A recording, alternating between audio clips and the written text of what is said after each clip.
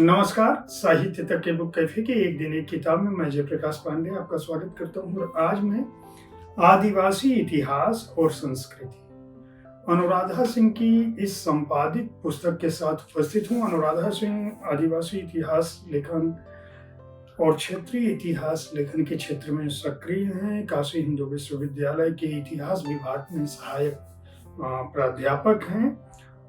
वाराणसी में पैदा हुए और आदिवासी संस्कृति को समझने के लिए उनका जो प्रयास है वह बहुत ही गहनतम शोध तक जा चुका है। उनका मानना है कि सैकड़ों देशज जन भाषाओं में जो आदिवासी इतिहास रचा गया है उसके बारे में हमारे आधुनिक जगत के पास वह इतिहास दृष्टि नहीं है, उसकी परख नहीं है। और उसने उस आदिवासी इतिहास को, आदिवासी जनजीवन को, उनके रहन सहन, रीति रिवाज को सही ढंग से नहीं परखा है।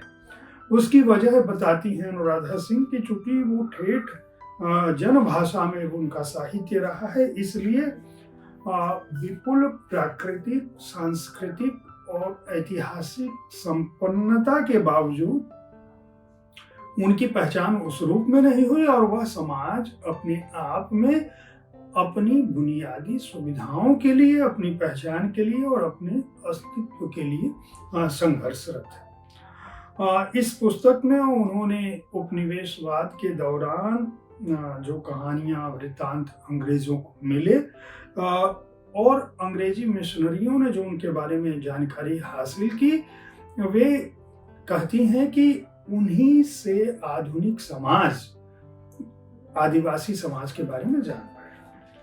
तो पुस्तकालय, अभिलेखागार, व्यक्तिगत संपर्क और इस दौरान समाजशास्त्री, इतिहासकारों ने जो आदिवासी विषयक लेख लिखे, उनको उन्होंने जो महत्वपूर्ण सामग्रियां हो सकती हैं इस पुस्तक में एक जगह पर उनको रखने की कोशिश की है।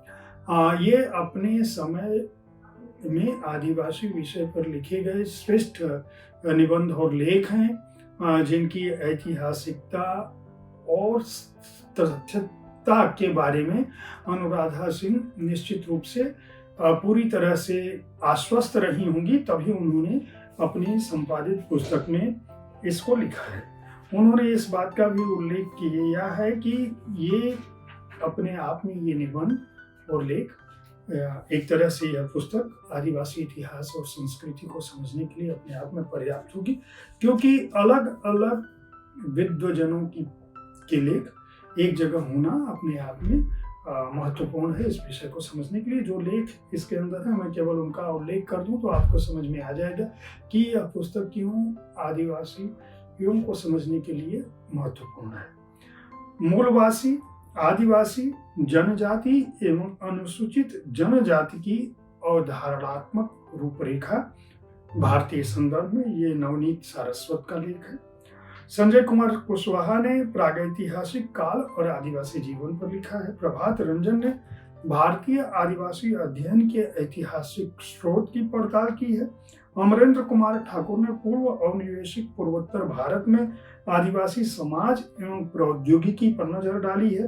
प्रियंका कुमारी एवं रोहित कुमार का जो पेपर है वह औपनिवेशिक भारत के आदिवासी आंदोलनों का इतिहास लेखन बदलते संदर्भ में, उसका उन्होंने उसको शामिल किया है। सुनीत कौशिक की औपनिवेशिक भारत में आदिवासी प्रश्न, आदिवासी आंदोलन एवं राष्ट्रवादी नेतृत्व लेख दिया है। वर्षा रानी का जो लेख है इसमें शामिल, वह साहित्यिक साक्ष्यों के आधार पर भारतीय आदिवासी समुदाय के सामाजिक सांस्कृतिक इतिहास का अध्ययन किया है। प्रभाकर सिंह ने भारतीय अस्मिता, राष्ट्र और आदिवासी पर नजर डाली है। तो पंकज कुमार सिंह ने भारत में आदिवासी राजनीति, औपनिवेशिक विरासत और वर्तमान यथार्थ पर नजर डाली है। गोपाल जी सिंह ने भारत में अनुसूचित जनजातियों का आर्थिक विकास, नीतियां और योजनाओं की चर्चा की है। तो सीमा तिवारी ने भारतीय संस्कृति की धरोहर बंगा आदिवासी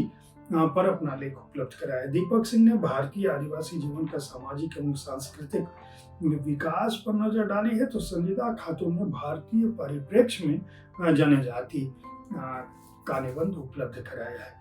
यह पुस्तक एक तरह से शैक्षिक जगत के लिए, समाजशास्त्रियों के लिए और इतिहास पर, विशेषकर इतिहास में जो लोग आदिवासी समाज पर दृष्टि डालना चाहते हैं, शोधार्थियों के लिए, उनके लिए ये एक उपयोगी पुस्तक हो चुकी है। चूंकि पुस्तक की भाषा बहुत अकादमिक है और शोधपरक है, इसलिए इसको शोध छात्र और स्नातकोत्तर स्तर के छात्र अगर आदिवासी विषय, उनके समाज, उनकी संस्कृति, उनके जीवन पर काम कर रहे हैं या उनके बारे में जानना चाहते हैं, तो इस पुस्तक को खरीद कर पढ़ सकते हैं। वाणी प्रकाशन ने इसे प्रकाशित किया है।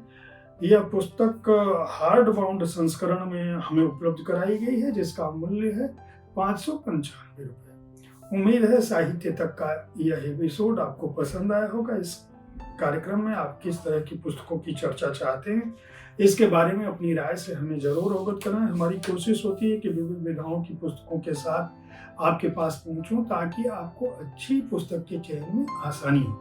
एक बात मैं बताना भूल गया कि इस पुस्तक में पृष्ठ संख्या है 256।